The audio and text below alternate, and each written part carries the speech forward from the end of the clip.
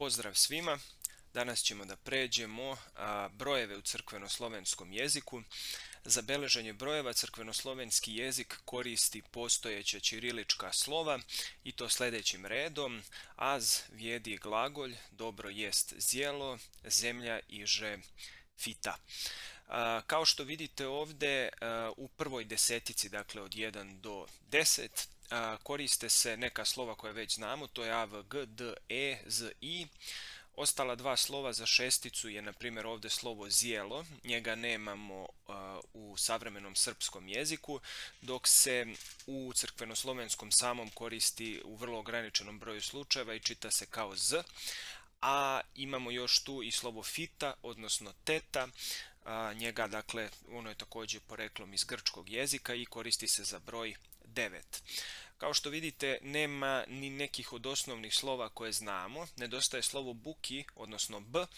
Zašto je to tako? Pa zato što je crkvenoslovenski jezik sistem brojanja nasledio od grčkog jezika, a u grčkom jeziku ne postoji posebno slovo za b, već postoji samo jedno slovo v, odnosno vita, ili kako se kaže još beta.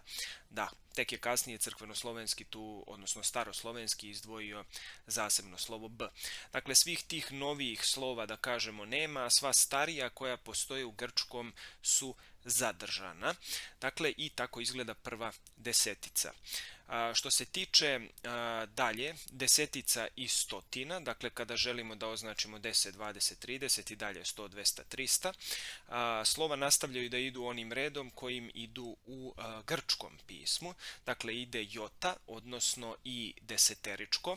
Obratite pažnju na to da se obično i, dakle, koristi u značenju broja 8, u vrednosti broja 8, dok se ovo tanko i koristi u značenju, odnosno u vrednosti broja 10, i upravo po tome oni i nose svoje nazive. Ovo i se najčešće navodi kao i osmerično, a ovo ovdje kao i deseterično.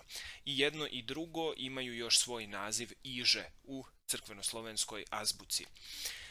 Dalje, posle tankog i ide, jel tako, k, l, pa onda naravno nedostaje lj koji imamo u srpskom, posle toga ide mn, pa onda ide ksi. Zašto tako? Pa upravo isti razlog kao u grčkom, dakle ni pa ksi. Tako ide redosled grčkih slova, dakle zato broj 60 pišemo pomoću slova ksi. Posle toga o, p, č, r, s, t, dakle ovdje je slovo červ, također na neuobičajenom mjestu sa naše tačke gledišta, jel tako? Međutim, pravi razlog za to jeste što se na ovom mjestu ovdje, ako uporedite recimo sa latinicom, između p, r, s se, jel tako, nalazi q, p, q, r, s. I upravo na tom mjestu je nekada stajalo grčko slovo koje se zove kopa, i ono je u međuvremenu nestalo iz grčkog jezika i pisma, međutim zadržalo se isključivo u brojnoj vrednosti. A otkud onda tu naše č? Pa otuda što delimično podsjeća na to slovo kopa i onda se lako uklapalo u taj sistem. Dakle, ide p, č, r, s, t, r je stotka, to zapamtite. Posle toga u, f, h, psi, naravno psi opet zbog redosleda grčkih slova, onda ide omega, omega se nekada piše sa ovim t iznad, nekada bez njega, i na kraju c.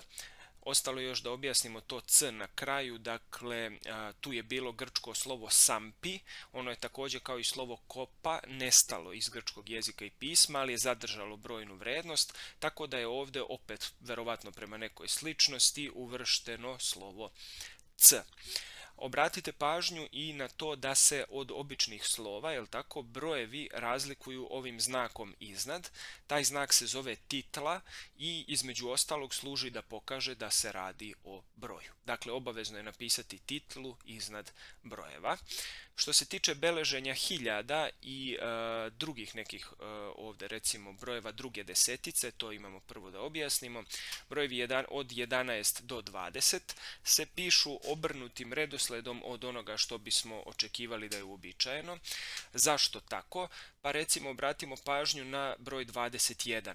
Pišemo ga upravo onako kako očekujemo. Dakle, k, to je, odnosno slovo kako, k, to je 20, i a, odnosno az, to je 1. Dalje, kako vrijedi, to je 22, kako glagolj, 23 i tako dalje. I ista stvar važi recimo za 31, 32, 33.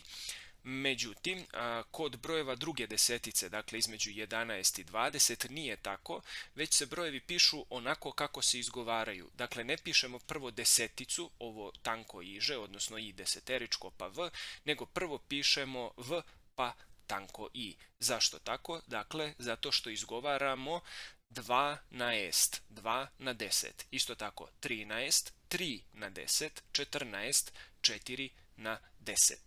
Dakle, to je, obratite pažnju, samo na tu drugu deseticu, ona se piše obrnuto u odnosu na ostale desetice.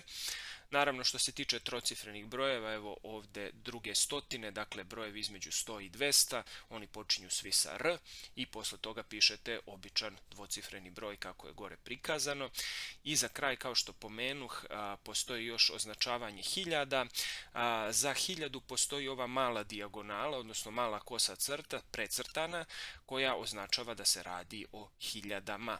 Dakle, ako imate a, to je jedinica i još ovdje dijagonala mala, to je 1000, ili v, to je dvojka, i 2 sa dijagonalom, to je 2000, r smo rekli da je 100, dakle r i mala dijagonala 100.000, a ako nacrtamo dve male dijagonale, to je milion. To je jedan od načina za beleženje broja milion.